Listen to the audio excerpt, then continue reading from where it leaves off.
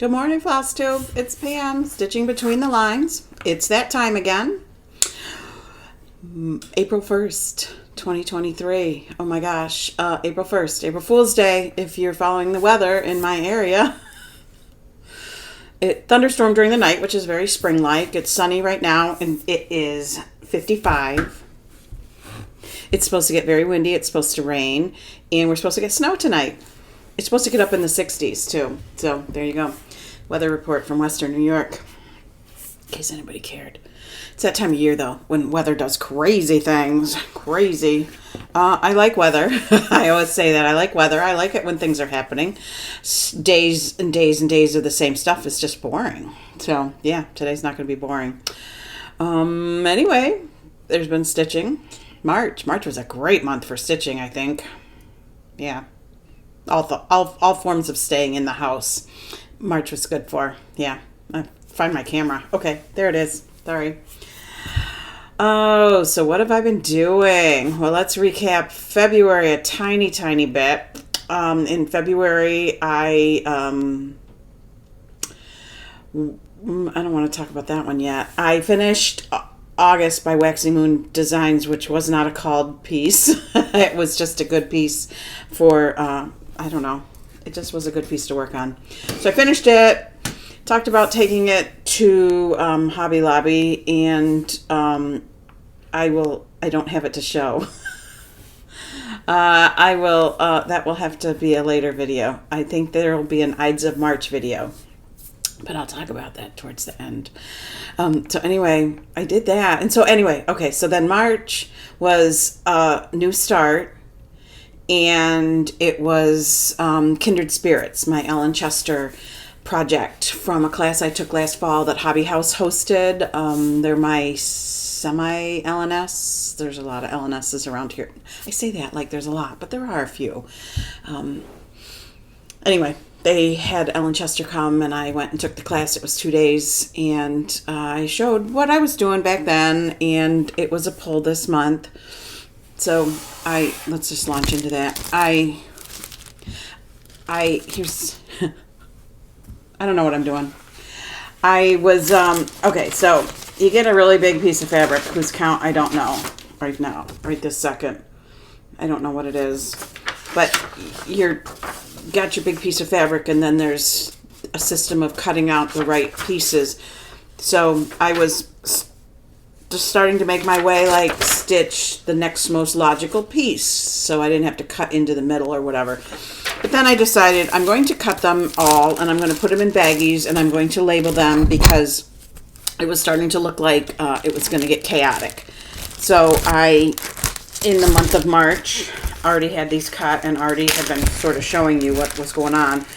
I had started the cube, the pin cube. The pin cube was what we worked on in the class. That's this piece right here. So there's the pin cube, there's a needle roll, there's a pipkin, a ruler case, a scissors case, and then you do the band that goes all the way around the inside of this box. It's in 3 parts. There's a really long one that takes up half the box, and then there's one that goes here and one that goes here. I think this picture shows, because there's a divider that divides them.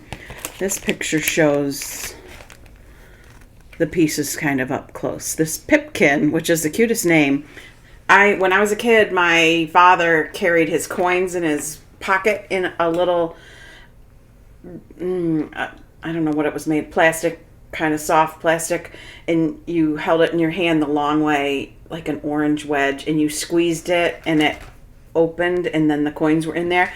And when I was a kid, I used to like to try that. Can I hold that? Can I hold that? Just so I could make it do its thing. So I haven't seen anything like that in years, but that's what this reminds me of. It's 3-sided, and it has an opening. So here we go. I had a few of the pin cube pieces done.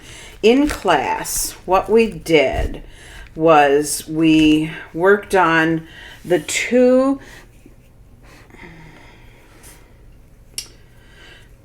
besides being the fuzz on here, I have to touch the screen. Not that you see that, but there's a cat here. We worked on 2 of the sides of the pin cube, and it was the ones that did all the, it's like a sampler of this, all the varying stitches. So that one and this one, I finished, this was the first one. I finished that one the first day, and I didn't quite finish this one, but I finished it soon after when I got home. And then I had boxed in some of the other squares, getting them ready for future use. So I think I had, when March started, I had the 5th one to start and the 6th one to do. So I did those, and then I completed those 2 in short order. I'm just looking at this one. So this one says pins, and this one's supposed to have your initials on it. I stitched them 1 over 1, and my initials, all 3 of them together, are longer than what'll fit in here. So I picked them out, which was no fun because, 1 over 1 with silk, picking it out. I think I am working on another part that has an idea of what I think I'm going to do here. So we'll revisit that in half a minute. So I got all cocky, like, wow, these took me an afternoon practically. And I got out the next 2. Didn't take me an afternoon, took me quite a bit of time because there's a, let me think what the specialty stitch is. This just X's? I think so, the basket.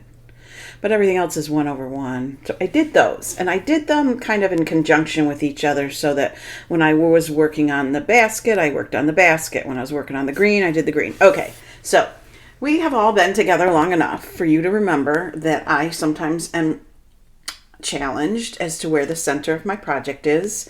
That's a reoccurring theme, even though I do all the things and count and fold and count and fold. I'm thinking I counted it off of the wrong spot. So this basket is not quite right, but I just persevered because 1 over 1, hello, I'm not picking it out. I didn't discover it until after I had started the 1 over 1. So I put the bird on the other side to help balance that. But no, when this is in a pin cube, nobody's going to know. So here's the one that's done and properly centered. So I got the pin cube done, which was my ultimate goal, thinking everything would be as involved as these first ones. And then they didn't end up being that way. So I got those done, and I thought, well, what next? So I looked at my little layout of fabric, and I thought, I will work on this pipkin, P-I-P-K-I-N, this pipkin, which ultimately is 3 identical pieces. So the hardest part was, this is a thread, the hardest part was doing the outline, which on the first one I got it done toot sweet, no problem, met up, end of story. Ha! And then I got to the second one, I thought, oh, I'm going to get these done in no time. The second one, I don't know what in God's name happened. And I don't know that these are in the order that I stitched them. I had to keep picking out and picking out because it wasn't going to come around and meet and come around. Maybe I made the mistake going back all the way up here, and so I come around and it's not going to meet. So then I decided to start from the other side and come around. So I finally got them all 3 made. And then I had plans. I thought I would finish the pin keep, even though I didn't have any initial in this wreath, but who cares? It's the bottom. It could be the bottom, and nobody's really seeing it. And I got a little nervous. I know how to do I've done many, many ornaments where I've done this edge around the front and the back, and you whip stitch them together. Easy peasy. I just got nervous. And I'm still nervous. I'm getting more nervous as the projects progress. Was there a needle in there? I need to get that out of there. So I don't know where to put the needle. I'll put it over here. So I kept going. I didn't finish anything. And I had some ideas. Ellen, listen up. Got an idea for you. She's thinking, gee, thanks. Gee, thanks. Just what I wanted was another job. Okay, hang on. Let me just be tidy about my projects.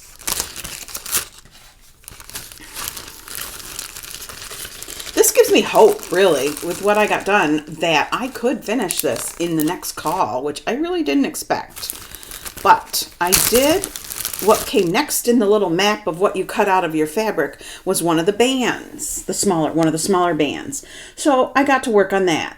And it's a little bit involved, but not crazy involved. The grass is done with what's called a closed herringbone. I'm just folding it so I can hold it up nicer. Yeah, it's semi-nicer. A closed herringbone. So you work exclusively from the top of the fabric, which I'm a stitcher in hand, and I do the sewing method on the first leg, and then I have to do it one at a time on the second leg going back because my tension is different or the leg won't lay quite right.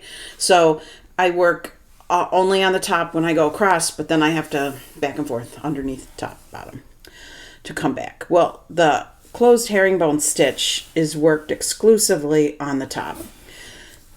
So the grass, except for excessive counting to make sure, and it's a harder stitch to count because you have a leg that reaches from the top left of stitch number 1, for example, and goes all the way to the bottom right of stitch number 2.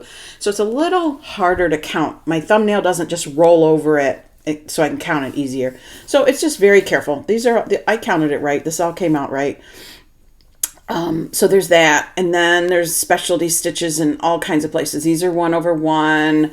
You do the closed herringbone sideways to make the sheep, and then the black is 1/1, I think 10th stitch. The flower is 1/1 and X. And the willow tree, I love willow trees. That was kind of fun. One of my willow trees, I did something wrong on the top. I counted the very last branch off the wrong point, but it doesn't matter. It's a willow tree, right? Does not matter. So these are precious. This is adorable. So I got that done. Thought, woohoo, look at me go. And it was about the 29th, I think, of March. So, we're ending my journey here.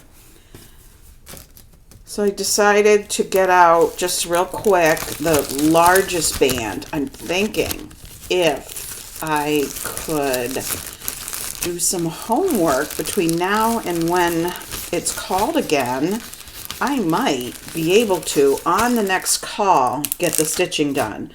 So I got out the longest band, and the last 2 days, pretty much I did all this yesterday, really. So maybe I finished that other band on the 30th. I got the half of the grass done, and exactly half of this wreath that goes in the middle of this. And there's a single initial in there, and I was thinking I might revisit the pin keep and put just a single initial in there, and that would solve that. So I got that done, and really, if I could get the rest of the grass done, and the grass done on the last piece of the band that's only a quarter of what goes around, much like the one I just showed you. I don't know if they're identical. They might be. I really could possibly the next go round finish this.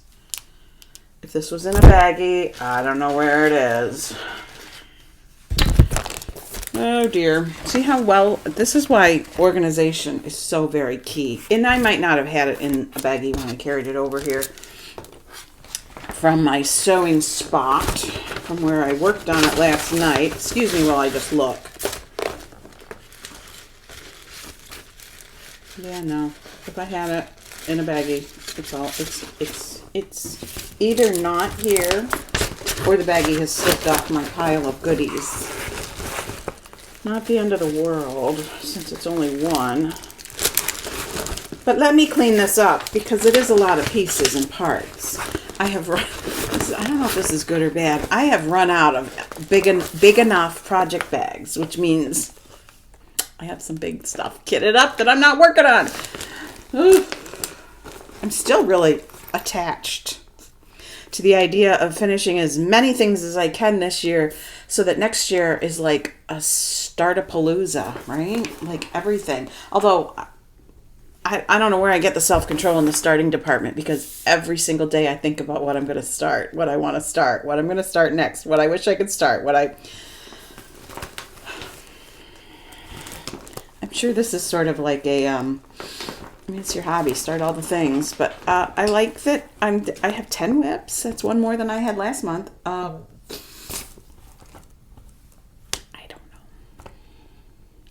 I guess I like to keep things in order, or, like some amount of control. I'm reading 3 books at once, so I'm not exactly sure why in my stitching I think I can't have all the things started. But I kind of think when my projects are big and complicated, a lot of them that I have on my mental wish list, and just putting an afternoon of work into them really doesn't do you any good in terms of figuring out what in heck you did when you started that thing. I feel like I need a lot of days to get an adequate start so that you can just slide right in to working on it at another time. So that's really kind of what it is. And if I've set myself a goal then on other stuff, then I want to work on that other stuff. And taking away from that doesn't feel good either. So there, I'm talking myself in circles. Okay, so February I finished August by Waxing Moon Designs, which is on my Whipco board twice. And so I haven't come to it a single time. So I thought, well, I'm going to start, we talked about this last month, I'm just going to start Prairie Schoolers February. And I did, because March included a new start. So I should have had a new start plus this, because this was taking, really, I know it's my Whipco board. Don't tell me that. Don't write that. I know. I can do whatever I want. This would have been a start. This, I'm intending to fill the slot of Waxing Moon's August. So it could have, should have, maybe, if you're sticking to some sort of parameters, been a start when that one was called. But I started it because I needed a new start for the month of March. And then I ultimately had another new start. So whatever. It's whatever. So I started February, and as you recall, I had gone, at first I picked out all overdyes. And then I was looking around for something I don't know, I couldn't find a good match for something. And I saw my whole collection of sulkies, so I pulled those babies out, and I converted it all to sulky. So I'm doing those. And off the spool, one strand of sulky, 12 weight, is the same as 2 plies of DMC. I'm doing that, and one of the colors I'm doing is this Weeks, this stuff that's on the spool, and it is 2 ply, which is the same as 2 ply. Right?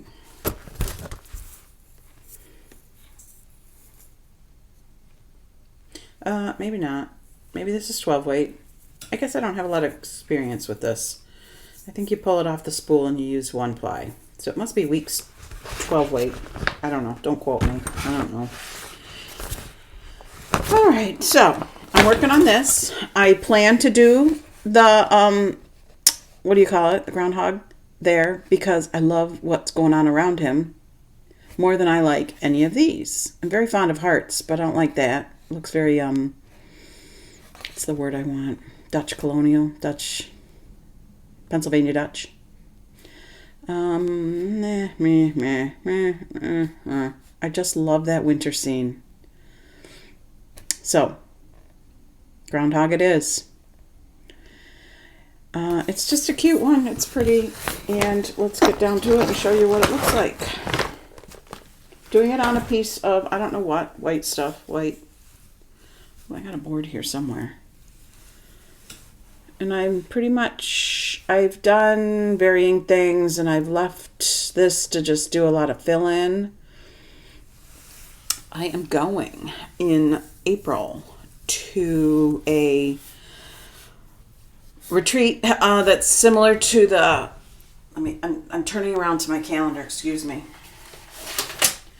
It's similar to the Frugal Yankee and the Frugal Empire retreats, where the event is at a hotel and you book your room and have some space for sewing. Like the hotel lets you sew in the breakfast area, because there's lots of tables and chairs. But in this case, you paid a little money, so other than the hotel room. And we're getting some meals other than the free breakfast. And we have a specific space to use. So not so much in their breakfast area, I guess. And that's some ladies who have participated in the Frugal Yankee retreat, and they have put this together, and this is local. This is just a couple short little miles away. So I will commute. I'll go as a commuter. I don't think it's very big. I don't think it's a huge, big group. I forgot somewhere in there was something about how many people it would hold, or they were allowing in. I don't know. I'm sure it's long sold out. So that is in 2 weeks. And so I worked on my Prairie Schooler with that in mind, that I could do some fill-in. Mrs. Feibold will be where it stops right now until I go to that. I have another thing I might take to that too. So those were the March calls, a new start, and the Ellen Chester class. So, okay, let's revisit my thoughts for the Ellen Chester class. Nothing like somebody else thinking up what you should do when you're a designer. Okay. Oh, there it is. Where did I put it? So when we took the class, Kindred Spirits was the name of it, Ellen gave very, very detailed explanation of her instructions on how to assemble all the pieces. Because there's a lot of work in this. But that was how long ago? And I'm not even at the point where I'm assembling it and needing to recall that information out of my brain. So I can read the instructions, but I like to have the visual side of it too. So, Ellen, maybe you could make a YouTube video of the various, stages of completing this. So, YouTube videos, when you make them, don't have to be public. You can set it as private. So then it's posted to YouTube and it's private. And the only people who can see it are people you invite. So if people have taken your class, for example, then they can give you their email address and you can invite them to then be able to view your videos. See, isn't that a great solution?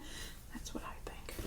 That's what I think anyway, even though I'm not the one making the thing or explaining my directions in front of a camera so that people can see it and use it. I'll just be the idea person, okay? So there were those. And then I showed you this, that I had purchased this because it's stinking cute. So I saw somebody post it and I thought, oh my gosh, I had to track that sucker down. So this is named Hippocampus in Patches, by Tam's Creation, published by Creative Poppy. I found it on Etsy. I think I bought the only one at whatever Etsy store I got it at. And it's so cute. And it uses these threads. I had no idea. This is just a few of them. Of these DMC. They're in the 4000s. DMC, they have a name. Maybe the variegations. I don't know. I had a little trouble finding them. Michael's claims to have them. I went there and I think I got 3 or something. I don't know. I've been there twice. This is just they're just gorgeous. And like I said, this is just a few of them. Some of them, as I've used them, I've put them on bobbins and there were more in the bag. They're just gorgeous, gorgeous colors. So I went to Michael's and I got a few. And then because I live where I live, I just popped on over to Hobby House and they had a few more. And then I came home and I ordered them from the Fat Quarter Shop. And then I got the next pattern that I had also ordered but took longer to come. Sorry.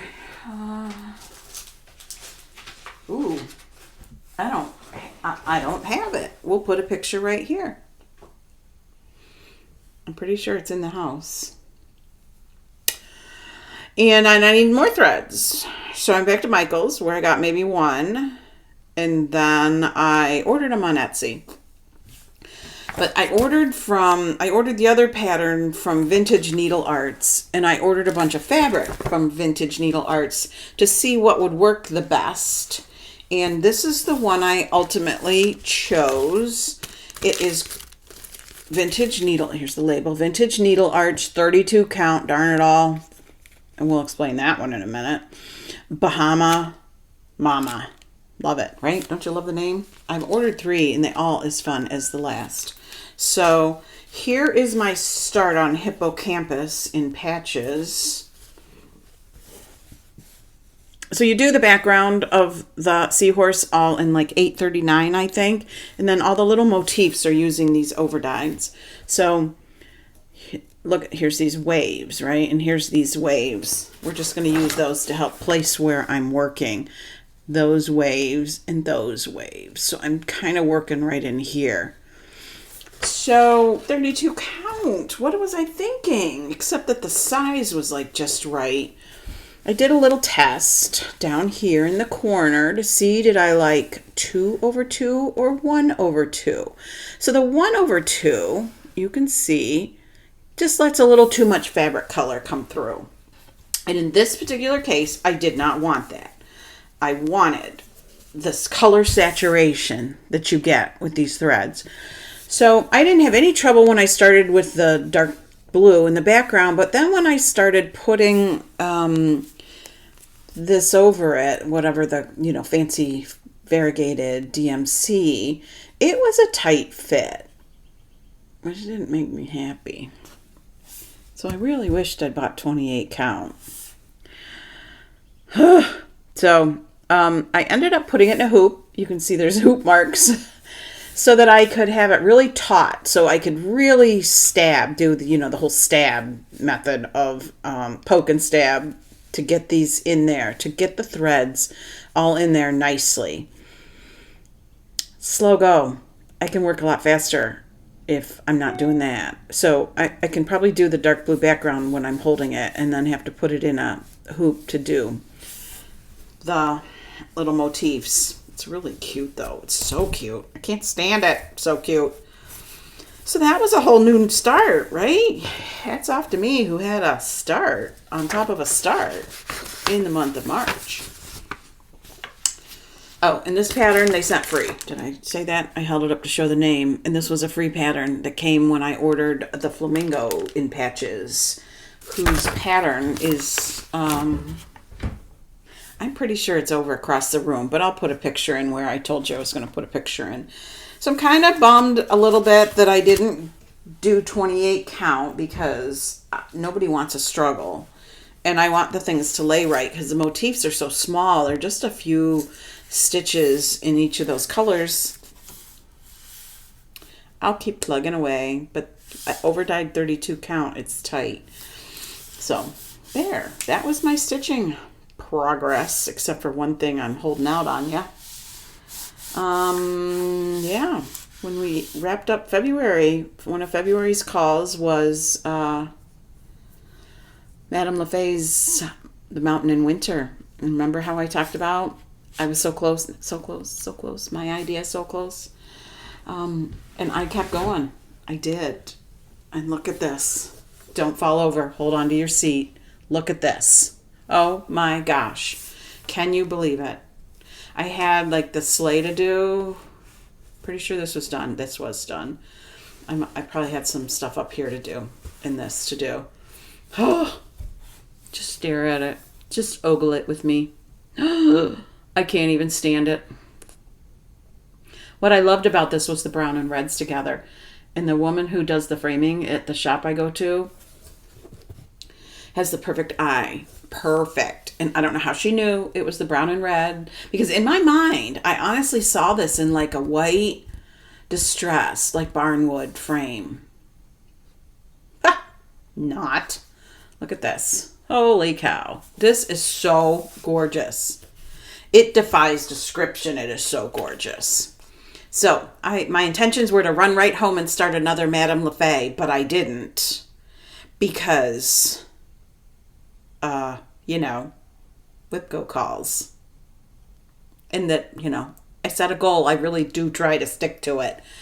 Yeah. Funny thing in the pattern, there's nowhere for this charm to go. Nowhere. I couldn't find it in a picture. I couldn't find it anywhere, but the charm is in there, so I put it right there.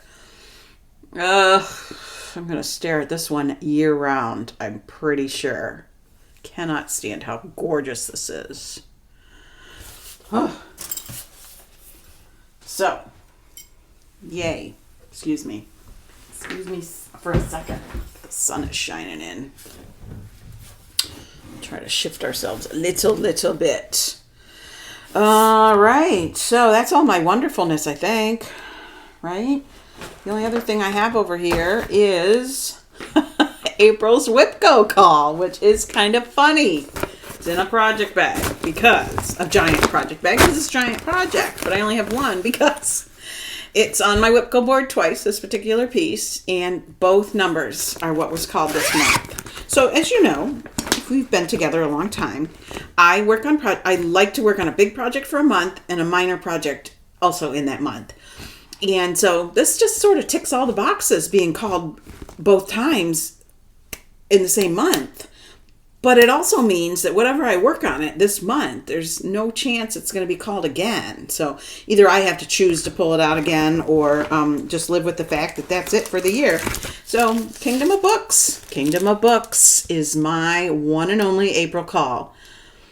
I cannot wait to get back to this one. I did a lot of this. I had them on the cards that they came with in the kit, but it was getting... you know, a little precarious because I've had it for a while and I've been working on it for a long time.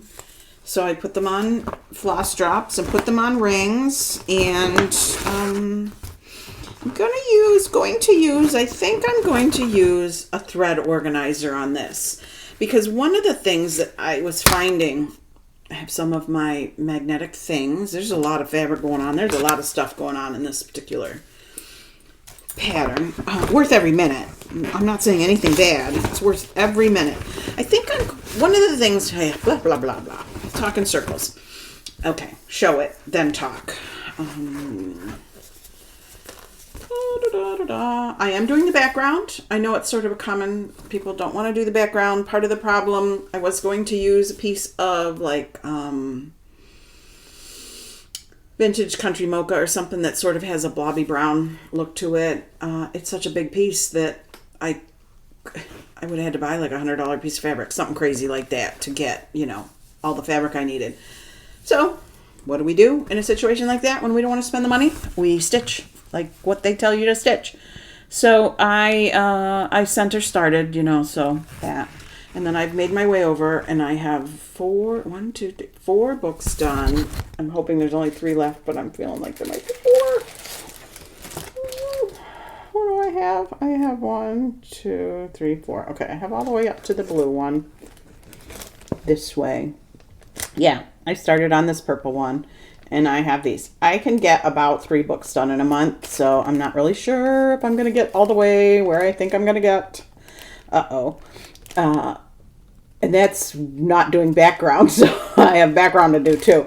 I am going to get out I'm going to get a thread organizer out. Maybe not my big giant one like I used on my Luca S. pumpkins, but I have a smaller one, and I am going to pre-load needles because you change thread colors constantly. I mean, look at, there's just a couple stitches of this color, a couple stitches down here, and a couple stitches way down here. This is so, like, what makes it look so rich and beautiful and full of depth is that there's a lot of color changes. So I hope, fingers crossed, I hope I can make my way through the last 4 books. Let me look.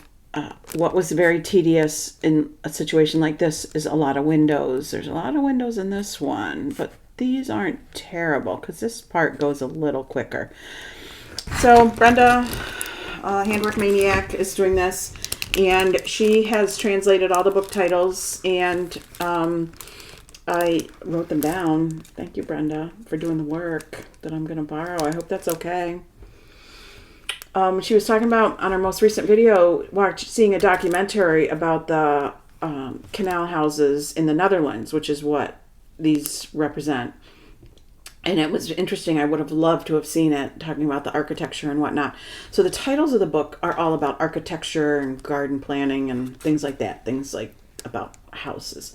So it was very cool. I love this piece.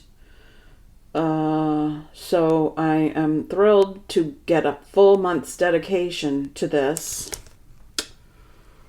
I'm not sure what all else is happening in April. Going to that 2 days of retreat. Could that be it? Maybe.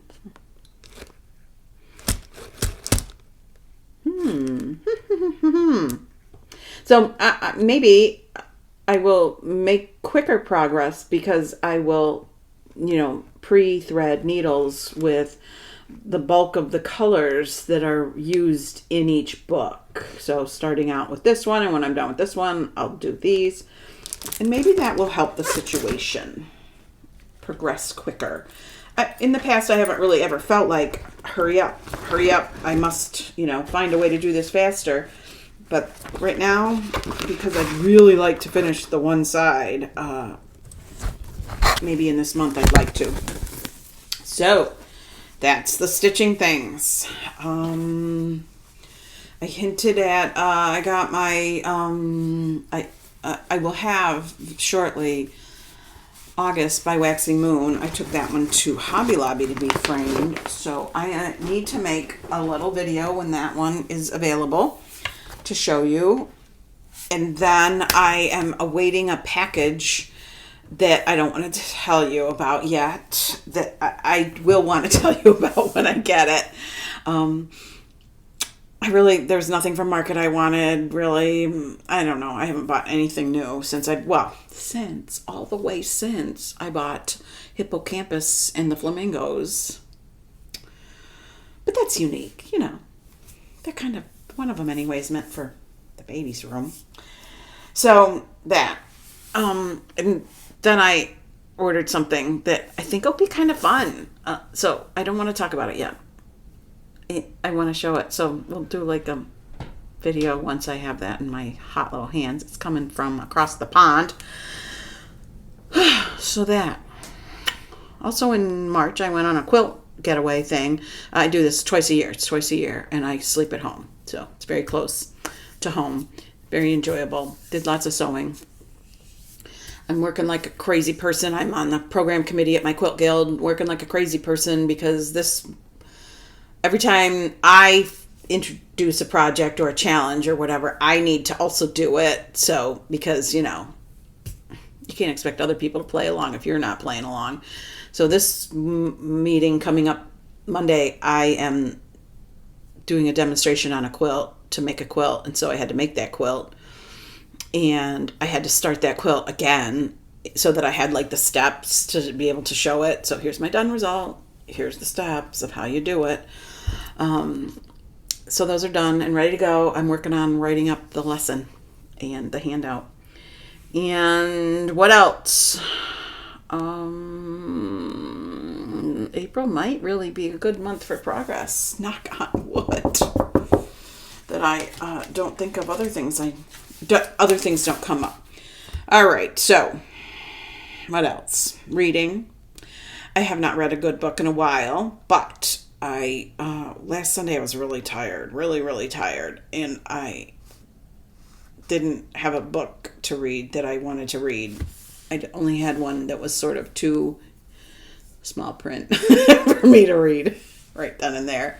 So I went to the library, ebook version. I went to the library virtually and I downloaded an ebook that was on my wish list of books to read, and it was Leon Moriarty's Apples Never Fall.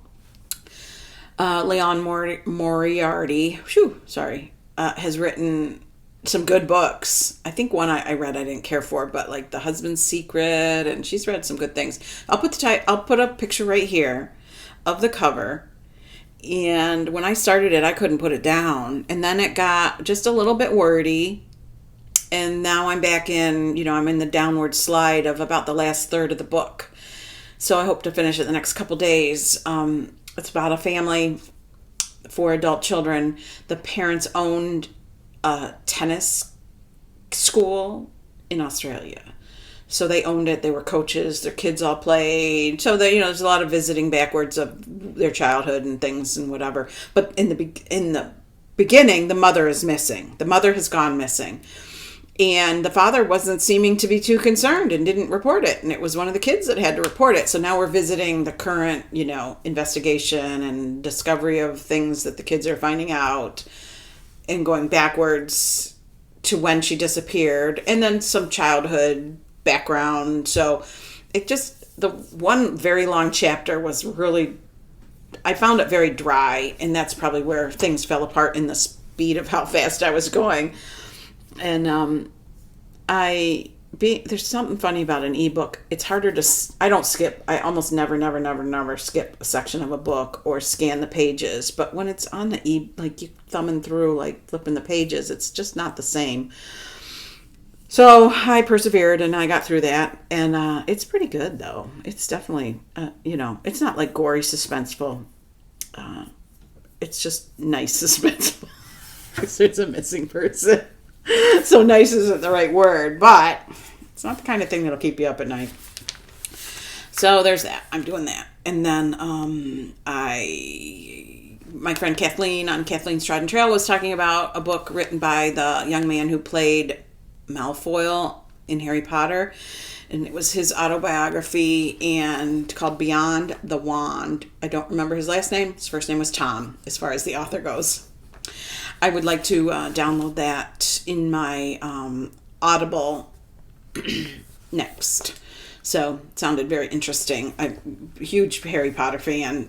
Huge in the way that it was such a huge part of my kid's life. And just a lot of joy came from those books. Every time a book came out, every time a movie came out, and we all liked the characters and that kind of thing. So just from a perspective of a character that is a bad character in the book. Is that a good word for it?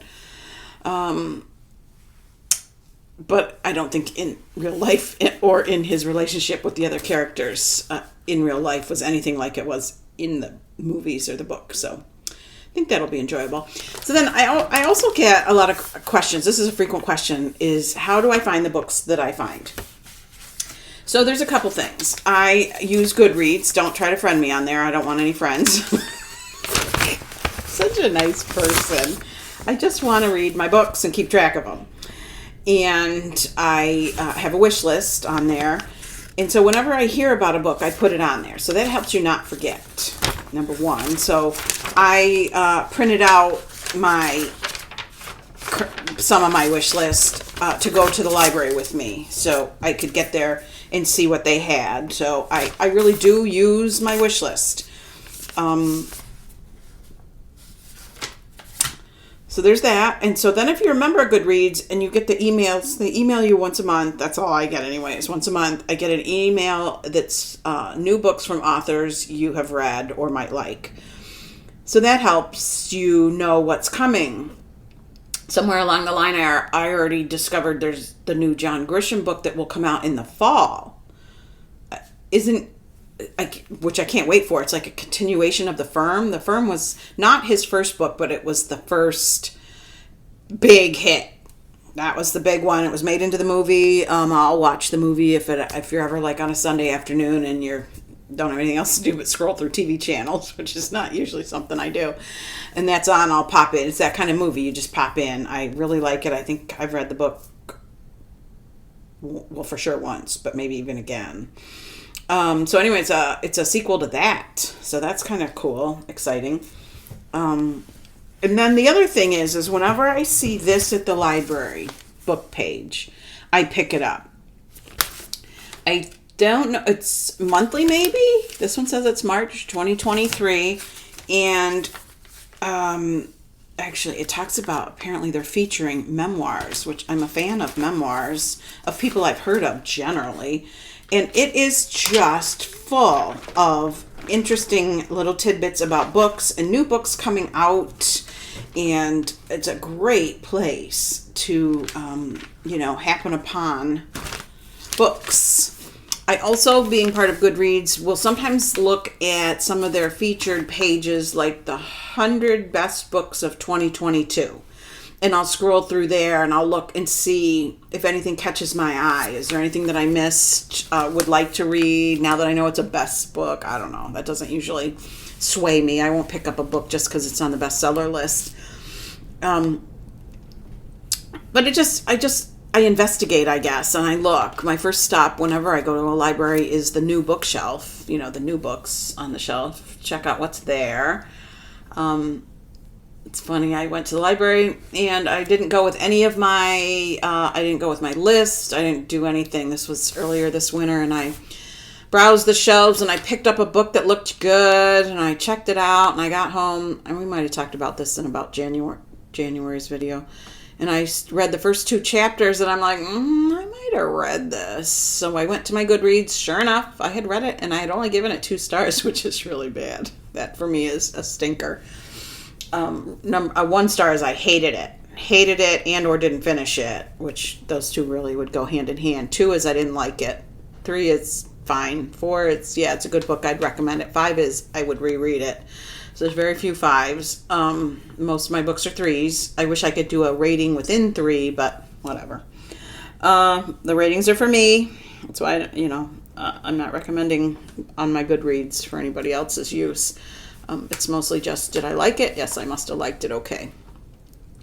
So that's what I do. That's how I find the books. Some of them are good. Some of them aren't so good. Leon Moriarty's Apples Never Fall is, I'm enjoying it. So, what else? That's it, right? I don't have any plans for today. My husband's off doing things till Saturday. He says he'll be home by supper time, which is good. But he'll probably come home at 1 o'clock. I'll be like, what are you doing home already? I puttered around all morning and now I want some serious stitching time, and he'll be home. It's okay. It's all good. It is all good. Nothing else, right? All the things are good. Rolling up on Easter here. Spring is trying to spring. Really, spring is an adventure in weather. We can get snow all the way up till Mother's Day. So I don't count on not having snow until after Mother's Day. It won't be the kind that really stays, although it can linger. But often, especially when my kids were younger, I'd get a hanging basket for Mother's Day, and always I would have to bring that in at least once. So it's okay. We can take it. We're tough. We have warm clothes. That's it. I think that's it. It's getting down and dirty and serious as we get closer to the wedding and closer to a baby. And the summer's going to be different in more ways than ever. Right? All right, folks. I will see you soon. I am going to do a little video at some point in mid-April with a framed piece and something that's coming in the mail. So hold out. It'll be a quickie. We'll talk to you soon. Bye.